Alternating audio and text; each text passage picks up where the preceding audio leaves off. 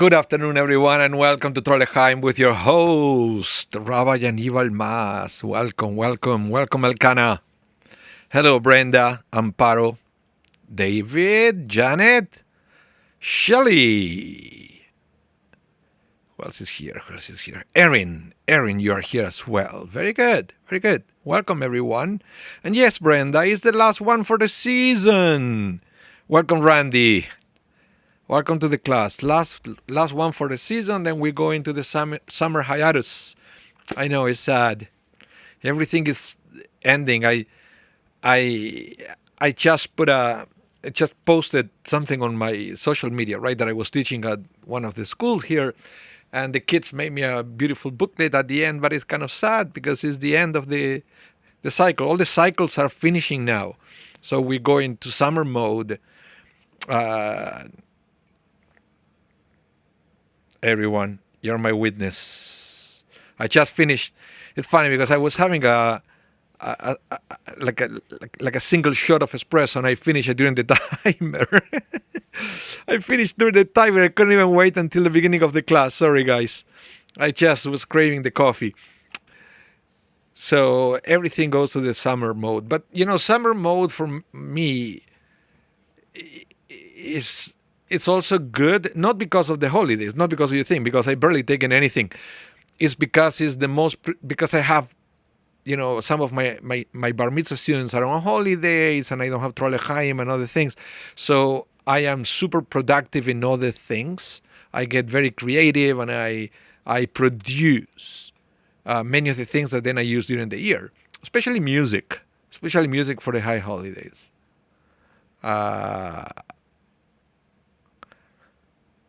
Yeah, Erin, you say free time. Yeah, free time. I know they're always things, but no, I have time, and I work on music for the high holidays. For example, for the family service, we were just having a board meeting on Monday, and they already told me that they are expecting after the high holidays 2 family services per month, not just one. So that it's a good challenge. I have to produce more things, so this is the time where I put it all together, because I know that once everybody start coming back from their holidays, I won't have time for anything, and then the high holidays are right around the corner. So yeah. Hello, Lori. Welcome to the class. Well,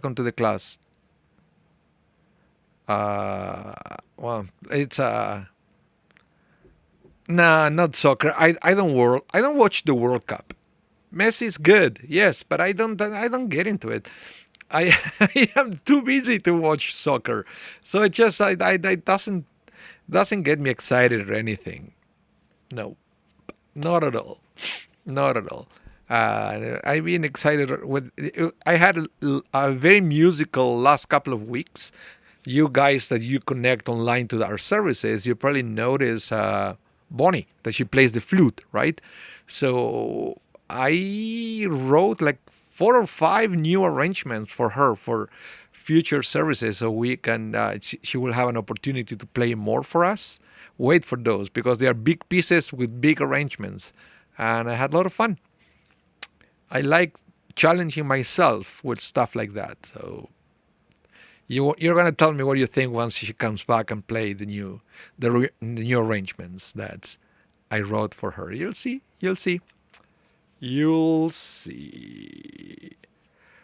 Shelley, you said Devar Torah in the morning. I think that I'm not booked for a Devar until something like July 4th. And I know July 4th because I'm pretty much flying solo. Everybody else is on holidays.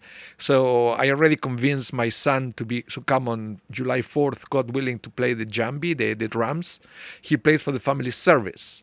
And sometimes he comes, at the end of the service, and he plays a little bit for the Adon Olam, but he's never done a whole service. I'm trying to convince him to do more of that. So we'll see. Yeah. Okay. So we're going to study today's parsha, and it's a very, very interesting parsha, Parshat Korach. Interesting character, Korach. He rebelled against Moses and Aaron. Well, actually, he was mostly against Moses, but he was able to get allies that there were other people who were not interested in Moses' job, but they wanted Aaron's job. They wanted to be the priests. So he was able to get all these people that they were not happy with the situation, the way it was, and was able to gather something like 250 people to be with him, to challenge Moses. And I will give you, spoiler alert, it doesn't end well for Korach and his followers. They have basically 3 different punishments. Number 1, there was a fire that consumed some of them. Then the ground opened up, swallowing some others. And then even after that, there was a plague that started to kill people around, mostly, followers of Korach, until Aaron put a stop on that. Difficult to imagine, but the Torah says that Aaron placed himself in between the plague and the people, holding his incense pan or something. I don't know how it's called, but then he stopped that.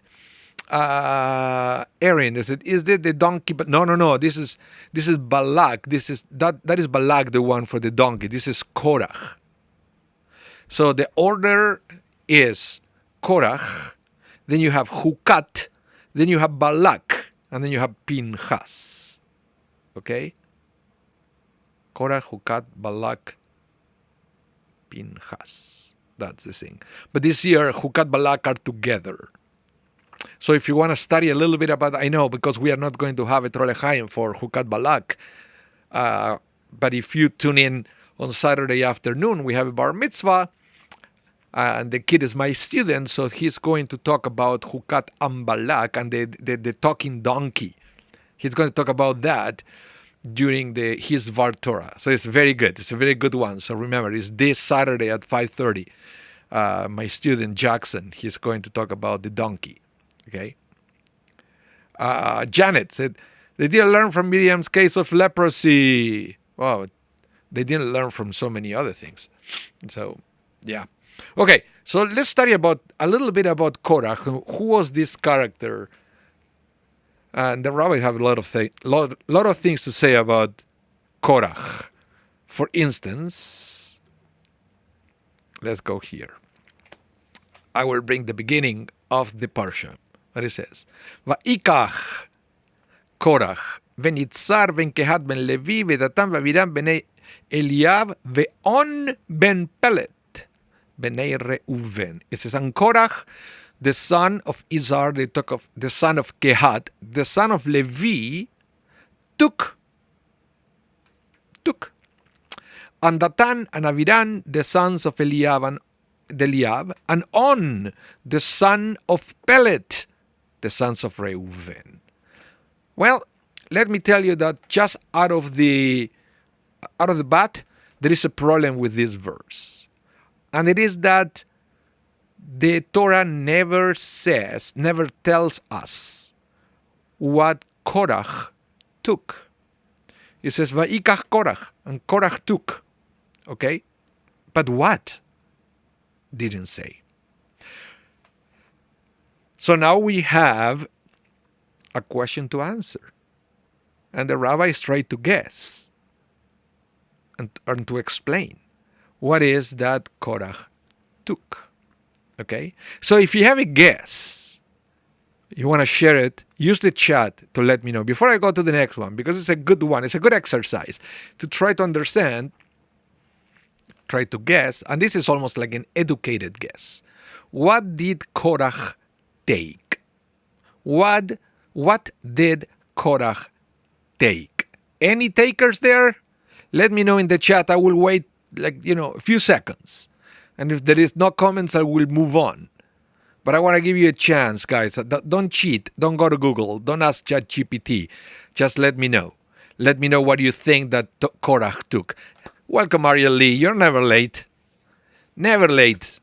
And remember, guys, if you missed anything of this class, you can always go back and replay it. By the way, I won't be able to restream it tonight because we have the Kavod evening here at Shul. So there is an overlap with the times. The Kavod evening is at 7 and it's not going to finish. I don't know, depends on how many speeches we have. Sometimes they go until 10 p.m., right? So I won't be able to rebroadcast. Maybe I will do it late at 11 p.m. or something. I don't know. We'll see. We'll see what I'm going to do. But yeah, sorry about that. Okay, so any guesses? What did Korach take? Nope. 1, 2, 3. Let me go to the next slide. Oh, Janet. He took some of the Levites from the service of Hashem. Guessing? Okay, that's very good. Very good. So, Janet, your guess, he took people, right? He took people. That is a very good guess. He took people with him, especially because right after it mentioned the names of Datan, Aviram, and On. Okay, Datan, Aviram, and On. Three people. Maybe that's what he took. Maybe, but the rabbis actually can't even agree on what he took. Hello, Carol Rose. Welcome to the class. He took Moshe's kavod, you said? Okay, kavod, the honor, Moses' honor. Okay. Ariel Lee. David, he's also tennis fan. Big tournament, sir. Okay, thank you for the sports talk. I guess, Ariel, you missed the beginning of the class when we were talking about the World Cup. So we are taking a break from sports right now. So let's see the list. What's different commentators says. So Rashi says Korach took himself to a different side. Very good. Korach took himself to a different side. Next, Ramban, the Nachmanides, he said he took a counsel into his heart. Okay, bad advice, you will say. Bad advice. Sometimes we take that, bad advice. And then even Ezra, Hizkuni, and Janet from our class said he took other people. Very good, Janet. You are in tune with even Ezra and Hizkuni. Very nice. And then Seforno will be similar, but he will be more specific. Seforno will say he took the 250 national leaders. So he narrows it down to who did it. Okay? And then last but not least, Resh Lakish in the Talmud, he took a bad deal for himself. We're going to go back to the Talmud because there is a very interesting theory there that I want to share with you. Yeah. Randy, you said, is this Korach the same person mentioned in the daily prayers, son of the Korach? Okay, so those are the children of Korach. Okay? He's a different person but the same family. Interestingly enough, Korach was a bad dude, a bad person who ended it really badly, but it looks like his children were not poisoned by their father's character. Okay? They were not poisoned by their father's character, which is very interesting. I don't want to go there today in this class, but I do want to mention that this is something that is extremely rare, but not impossible. What do I mean with that? It's extremely rare to see a family where individuals can break the circle of dysfunction. When you have a dysfunctional family or dysfunctional parents, let's take Korach, and you will see in a minute. You will see in a minute when we go to the Talmud. Korach and also his wife. They are presented as a very dysfunctional couple, which in theory it should have affected the way their children grew up.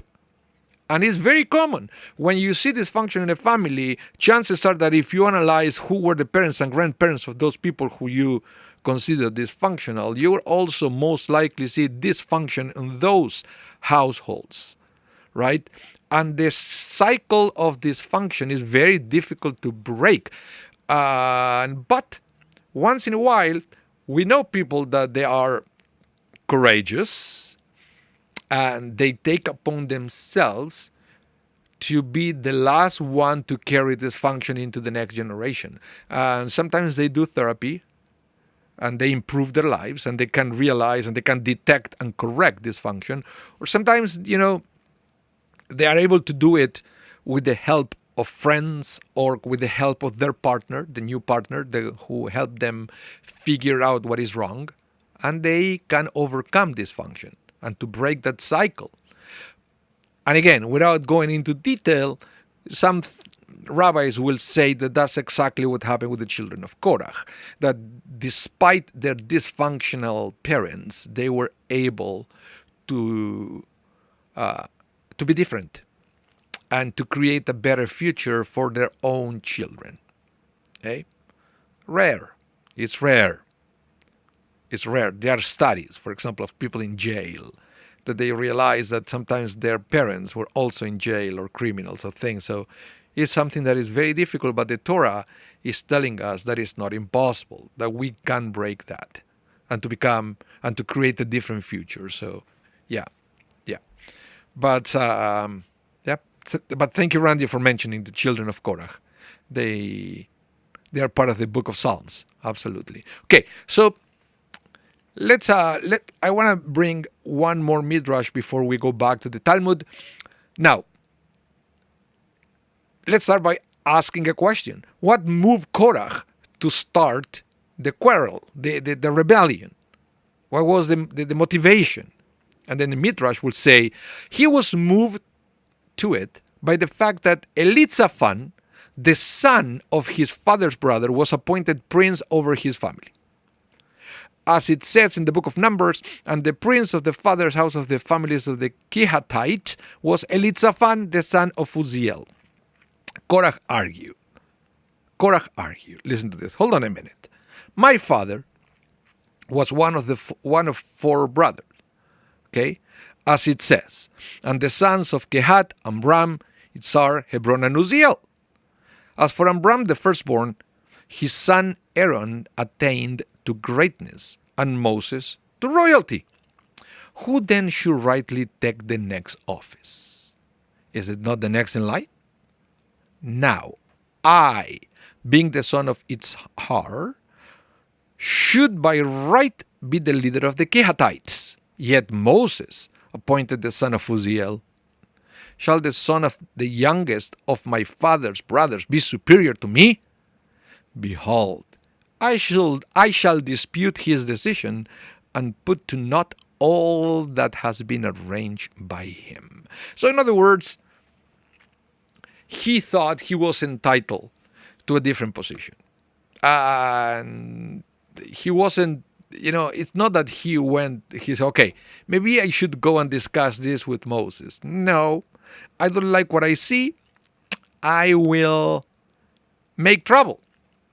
And then you will see that he doesn't just go for a position of leadership in front of the Kehathites. He goes for everything. And then all of a sudden, we have not just Korach. He was able to convince other people that they were also unhappy because they were not entitled to the position that they thought they should be. He was able to get them all together into a little rebellion against Moses, which is fascinating, right? You have an issue with somebody, and then all of a sudden, it's not just enough to go and settle things with that person. You want to destroy it now. Is that the level of hatred that you develop? So it's very weak. All these stories, I think we can all relate to all these stories that are being very contemporary and with petty fights and stuff like that.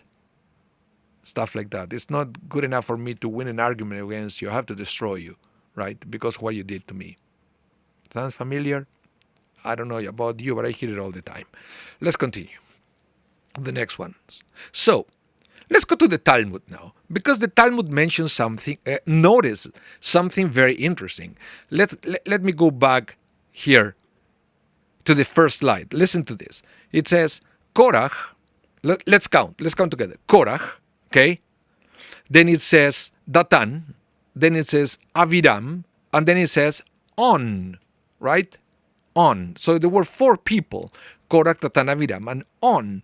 But then the interesting thing is, this is the last time, the first and last time that we read about On ben Pelet. So if he was part of the rebellion, how come after this verse we keep hearing about Korach, Datan, and Aviram, but never again about On, the son of Pelet? What happened to him? Where is he now? How come he disappeared? So the Talmud bring him back in a very interesting midrash that it goes like this. Listen to this. It says, Rav says, On, the son of Pelet, did not repent on his own. So it's not that he quit the rebellion because all of a sudden he realized by himself that he was wrong. Okay? Rather, his wife saved him. She said to him, Listen, you fool, what is the difference to you? If this master Moses is the great one, then you are the student, right? Moses is up here, you are down here. Okay, fine. Now, if this master Korach is the great one, you are still down here, you are still a student, right? So in other words, look, Moses is in charge and you are down here. Do you think that when Korach come and take the power, you're going to be any better? You're still going to be where you are. Korach want everything for himself. So, and I will continue reading for her. What are you involving yourself in this matter?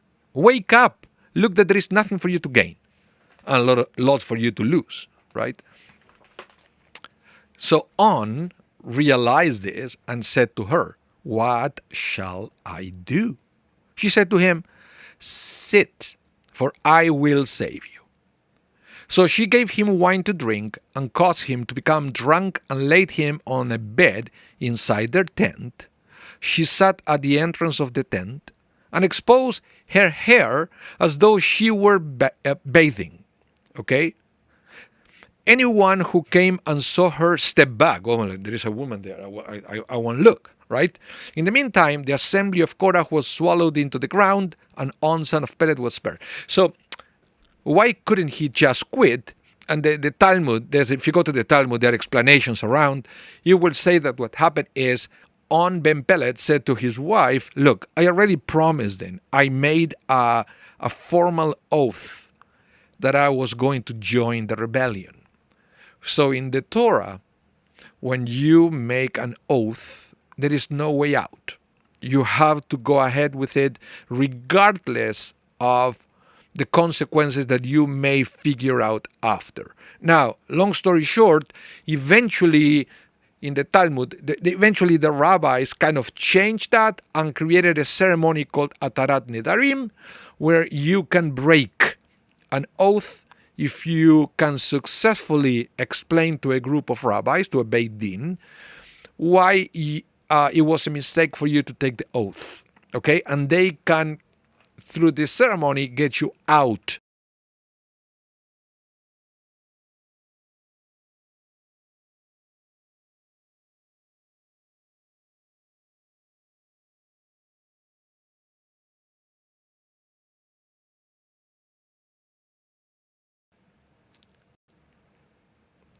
Sorry, guys. I think I lost the connection for a minute. I got here. So, go again. I will say it again in case you didn't hear it. What it says here, what the Talmud also says, is that On made this promise. No, he couldn't break it. So it was against the Torah law at the time to break a promise. They had no rabbis to break it. So the wife said, "Okay, you promised it. So I'm going to save you." And she created all this thing of pretending she was taking a bath so nobody would come to pick up On to go confront Moses, and so she spared his life. Okay? Very good. But now, the interesting thing, and is that, if the Talmud could have finished there, but the Talmud continues now and say, what about Korach's wife? because we just read about On Ben Pelet's wife, and she was great. She was awesome. She was smart. She was wise. Okay, but what about Korach's wife? Let's go read. It's getting interesting, eh? Listen to this. Korach's wife said to him, "See what Moses is doing. He is the king. He appointed his brother high priest, and he appointed his brother's sons deputy priest. If teruma comes, the offerings, the gifts that people will bring to the priest. If teruma comes, he says, let it be for the priest. If the first tithe comes, which you as Levites take, he said, not so fast, give 1/10 to the priest. And furthermore, he cuts your hair and waves you as if you are as insignificant as excrement. As though he set his sight on your hair and wishes you to be shaven and unsightly." So it looks like Korach has a beautiful hair. So what basically she is saying, look, Moses created all this scheme just to shave you, to deprive you from this wonderful hair you have, to humiliate you in front of everybody. Right? Listen to this. But Korach said to her, "What are you saying? Didn't he also do so? He shaved his hair like the rest of the Levites." So she said to him, "Ha! Since it is all done for his own prominence, he also said metaphorically, 'Let me die with the Philistines.' He was willing to humiliate himself in order to humiliate you." Okay? So in other words, listen to the level of paranoia that this woman had, that she thought that Moses ordained that all the Levites should shave their head, including Moses, because he was part of the family, including himself, just to humiliate Korach. Because I guess, according to her, he had the best hair in town. Moses maybe not so much. So Moses didn't care to shave his head, but he did it just to humiliate Korach. It's interesting that Korach didn't even think that low of Moses, but his wife convinced him to hate Moses and to go for everything. So what do we have here? Two perfect examples of two spouses. And of course, in this case, they're wives, but could be a husband, right? Doesn't really matter. It's talking about a spouse and how careful we have to be when we choose our spouse, because your spouse can make you or can destroy you. Your spouse can help you succeed and to be the best version of yourself, or all the opposite. All the opposite. It can drag you down on their own fantasies of what the way should be. So we have to be very careful. And the Talmud brings perfect example on how it could go two ways. I think it's fascinating how this can go two ways. Okay? So the Talmud continues, and it says, "This is the meaning of that which is written in the book of Proverbs. The wise woman builds her house." This is referring to the wife of On, son of Pelet. And then it continues, same verse. "But the foolish tears it down with her own hands." And this is referring to the wife of Korach. So the book of Proverbs, chapter 14, verse 1 says, "The wise woman builds her house, but the foolish tears it down with her own hands," right? And according to the Talmud, the inspiration for that verse were these two wives, the wife of On and the wife of Korach. So to me, this is actually it's very interesting how our spouse is our biggest ally, and it should be our biggest ally, and to have the best intentions for ourselves. So let me know in the chat what you think about this, because I think this is also very current about the way we approach life when we talk about our spouse. I think it's a fascinating story and fascinating midrash, and all started in the heads of the rabbis, with them noticing that on Ben Pelet is mentioned at the beginning, and then never again. And this is why. Okay? Any comments there? Let me know in the chat. Other than Shelly Chochinov, I know that you wrote your opinion here. Yeah, you wrote your opinion. That's very nice that you did that. Okay, so let's continue with the rebellion. Now, listen to this. I like these comments that I want to share with you. Brenda, you said spouse should be the best friends and partner, must have mutual love and respect. Absolutely. And yeah. Yes, Shelley, exactly. I think you said it beautifully. Human nature hasn't changed much. I will say human nature hasn't changed at all from those days. We still have example of both ways, right? Okay, listen to this story that this Rebbetzin shared. She said, my friend Shoshana Lipon, the author of The Greatest Treasure and Heartbeats, gives the following explanation. A man is motivated by the desire for respect of his wife. On's wife was interested in building him up. She expressed concern for her husband's esteem when she asked, what are you going to get out of participating in Korach rebellion? On's wife was able to persuade her husband by caring about his honor and demonstrating that he had nothing to gain by joining Korach. Korach's wife, on the other hand, related to her husband in precisely opposite way. Instead of building him up, she put him down and degraded him, making fun of the way he looked after having complied with Moses' command to shave all his body hair. It was thus Korach's attempt to regain the respect of his wife that incited him to rebel against the authority of Moses. This is very interesting. This psychological analysis, right? That the whole rebellion was an attempt of Korach to regain the respect of his wife, right? He wanted to save face and show his wife that he was enough of a man to stand up against Moses and prevent being made a fool in her eyes. And how sad it is when we have to prove ourselves to our spouse, right? Instead of trusting that a spouse, always see the best of us and always have the best intentions for us. But this is something, I guess, that we have to be able to communicate.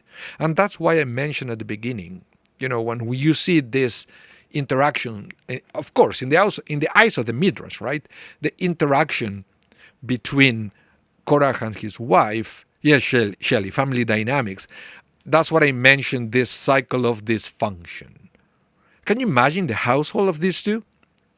The level of dysfunction that their children have to experience when you have this kind of marriage is very interesting. It's very interesting. The way they interact, these two. So that's why, again, it's kudos to the children that they did not buy into this model. And according to also the rabbis, they were able to have a different kind of adulthood. So it was very interesting. So let's continue here.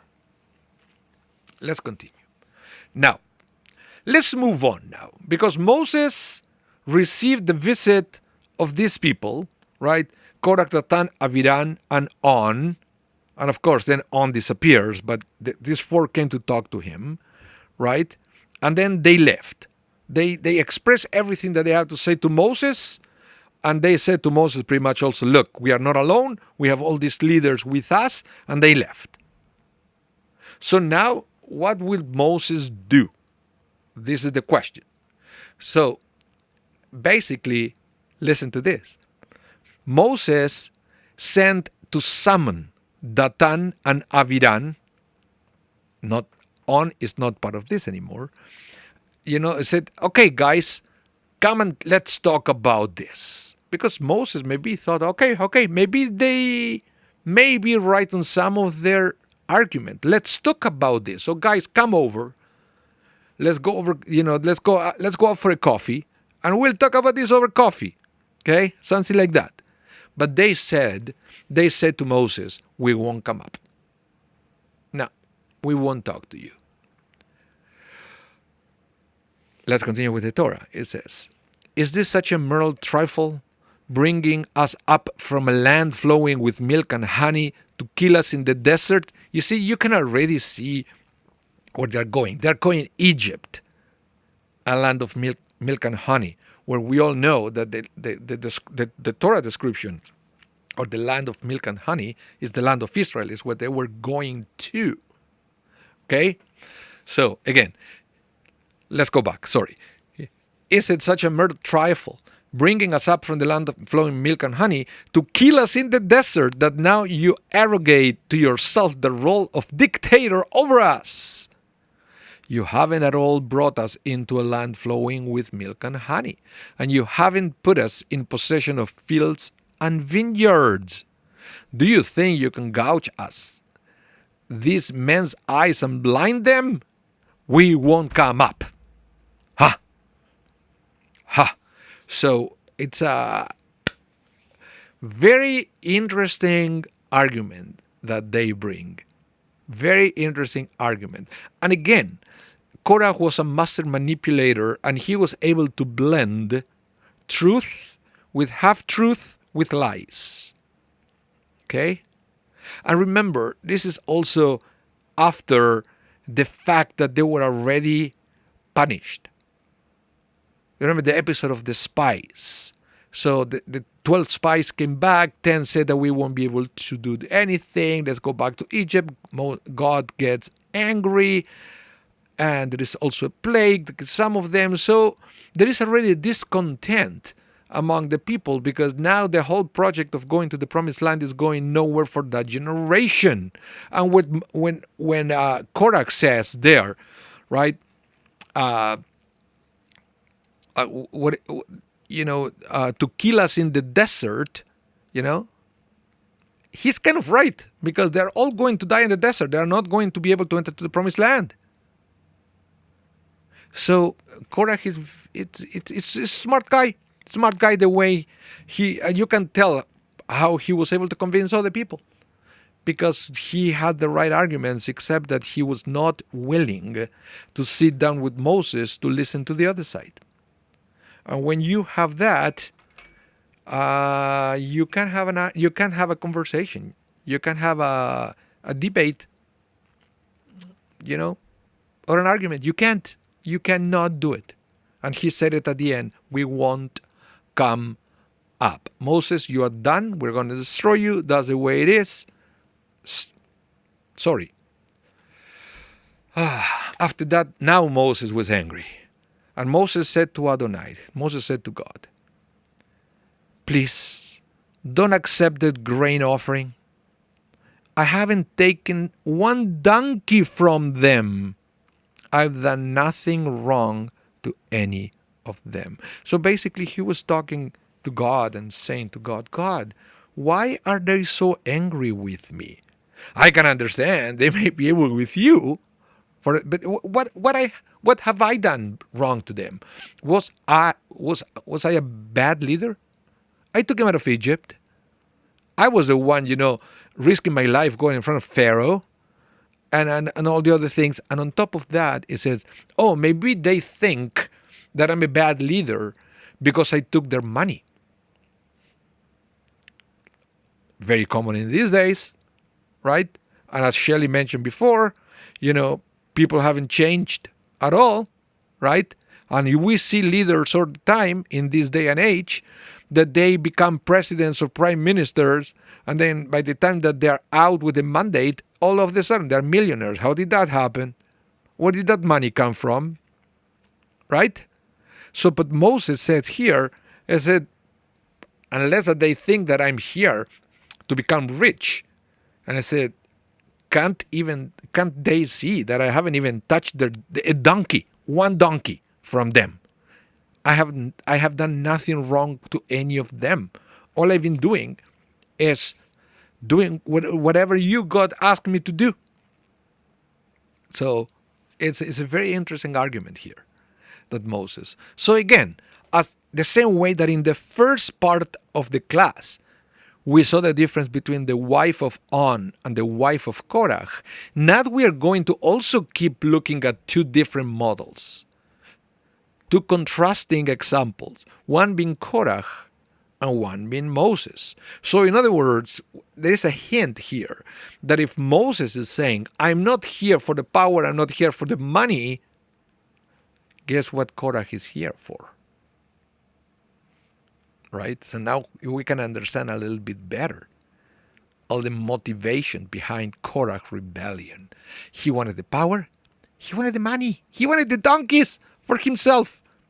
And Moses made it clear that it was not for them. It was not for him, right? Not a minor thing, what Moses just said, right? Now, let's continue.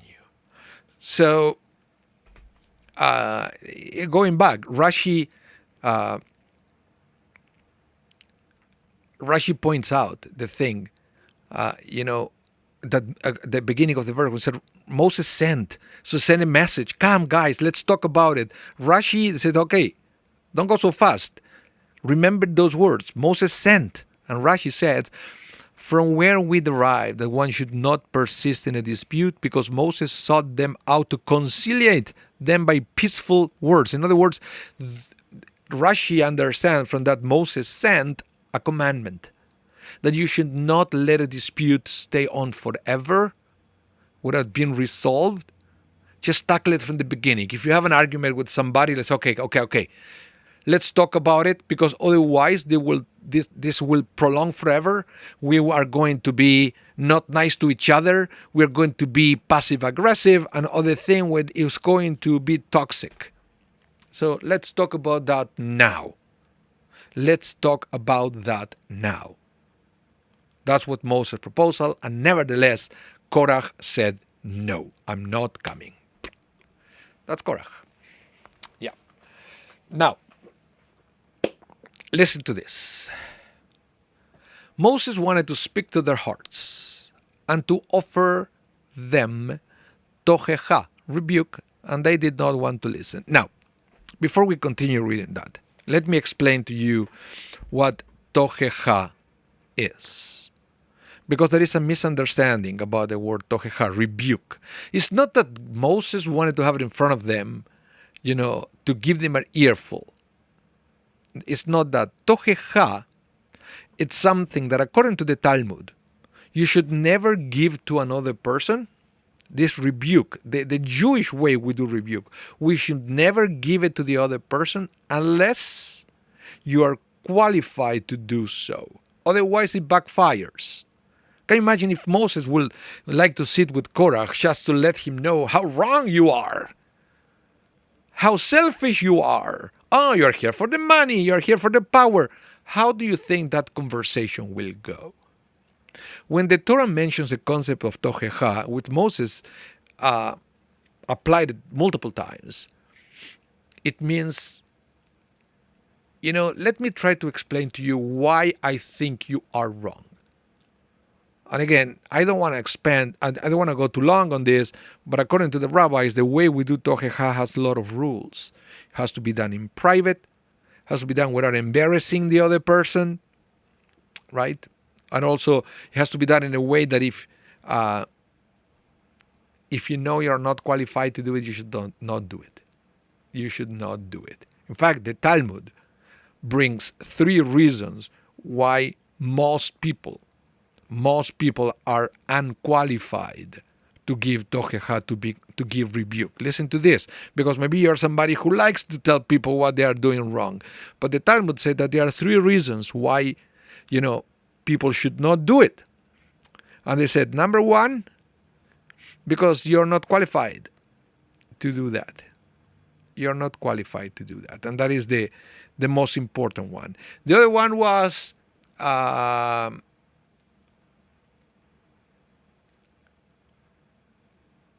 people don't know how to listen to Tochecha anymore, right?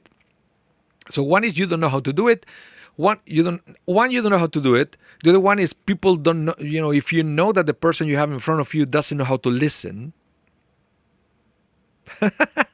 We all know people like that.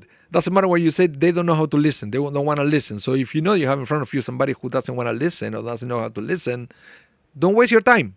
And the third one, it says that nobody has the moral statue to give Tochecha anymore. In the sense that, you will talk to somebody and the person will say to you, who do you think you are? You are trying to correct me for something that you are famous for doing. So the Talmud already saying this. 3 reasons. We don't know how to talk to people. We don't know how to listen. And we don't have the moral statue to be the one saying it. So most likely we cannot do it. But Moses was different. He did have the moral statue to do it. He probably, he thought he knew how to, and he was hoping that Korach and his friends will listen to him. So he wanted to call them to give them Tochecha. The fact that they didn't want to come, it tells you right away where the failure was. They were within the category of people who didn't want to listen to Tochecha, to rebuke. Okay, let's continue. I will continue with the text. And this is a great wickedness. And therefore, it says right afterwards, Moses was very angry, for he saw that there was no hope that they should repent and that the community could continue to exist together as one.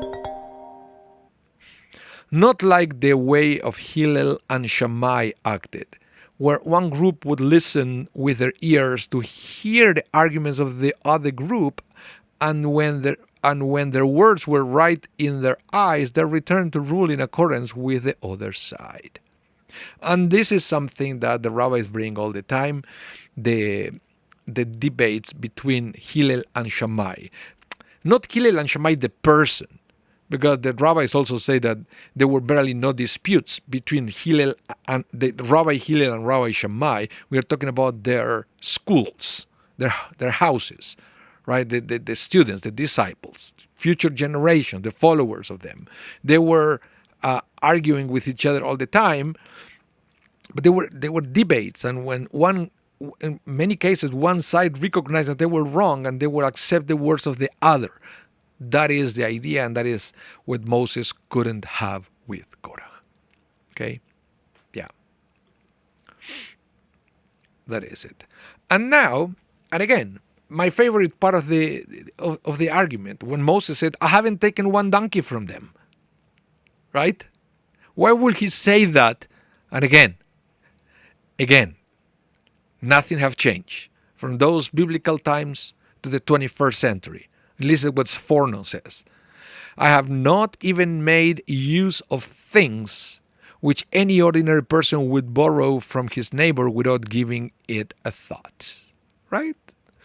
This proves that my position of authority was exclusively used for their benefit and not for mine. Their present complaints prove only that they are extremely ungrateful, seeing that they have benefited from my leadership. Okay? So, then listen a little bit more about this. Listen what Rabbeinu Bechaya says. Listen to this. It is usual for political leaders or rulers to arrogate to themselves the right to use other people and animals for their personal convenience and to let them perform chores on their behalf. In other words, leaders, sometimes they will talk about, your rights and things, but when it comes to them, they will take your thing whenever they want. Okay? It's almost like the rules don't work on them. Biblical times, modern days, not much have changed. Let me continue here. It says, this is why Moses in rebutting the accusations of Datan and Abiram that he had lorded it over the people, had to point out that he done nothing of the kind. He had not even used such an animal to carry his personal belongings. Not just to get your animal so I can say that I have more. Not even use it for something that is reasonable. Not even for that. Seeing he had not even used a beast of burden for his own personal use, how could he be accused of using people, I mean, his subject, for such a purpose? How then had he lorded it over the people? We find that the prophet Samuel also could say of himself, "Here I am, come forward against me in the presence of the Lord, and in the presence of his anointed one, whose ox or donkey I have taken, and whom did I defraud, of whom I have robbed, from whom have I accepted a bribe," etc. So basically, it's what it's saying here is it's not uncommon when when we have a beef against a leader. The first thing that we accuse them of doing is taking our money, right? Oh, you are becoming rich on our behalf. But I would say here is not too many people can say, like Samuel or Moses, "Go ahead, audit me. Do an audit and see if I've taken anything from you. I have nothing to hide. I will give you all my," I don't know how to say it in modern terms without sound political, but I would say, "I will give you my tax returns if you want. Everything. No restraint. I have nothing to hide." I don't know, I heard that recently. I don't know where. Funny thing. But this is, in those days were exactly the same thing. Moses said to Korach, Datan and Abiram, "You want my tax return? Here it is. I've taken nothing from you. So what are you complaining? What are you complaining?" I love that story, guys. It's so current to let us know about different styles of leadership. The ones that they take advantage, and the ones that they are in a position of power to serve others. So whenever we are looking at our leaders, and we want to decide if our leaders are good leaders or bad leaders, all you have to do is look and ask, are they there, as a self-serving exercise, or to serve others? It's always a question when somebody enters into politics, right? Because we both know that they are both. Some people are there to serve others. Some others are there to serve themselves. By the way, we have, for example, the story of Joseph. Joseph was there at the beginning to serve himself. Remember the dream that Joseph had when he was in the center, and his brothers and even his mother and his father were there bowing down to him, and he was in the center, and he thought that the dream meant that he will be there so they can serve him. Remember that with Joseph? Now fast forward when he went to Egypt and he became the viceroy of Egypt, and the sons, his brothers and his father came. They didn't come to serve him. At the end, when Joseph finally removed his makeup and said, "I'm Joseph," is when he realized that he was there to serve them. Remember, he fed them, he found them a place to live, and so much more. But it took Joseph how many decades to understand that the dream didn't mean that God wanted other people to serve him, that the dream meant God wanted him to serve others. Moses understood that from the beginning. He was there to serve others. Korach didn't like that model. He wanted others to serve him. And we all know how that story ended. We all know. It didn't end well for Korach and his followers. But unfortunately, it also brought, distraction to other people that they were collateral on this story. So, yeah, that's why we have to be careful with the leaders we choose, right? Well, thank you everyone for tuning in. And thank you for joining me in the last class of the cycle.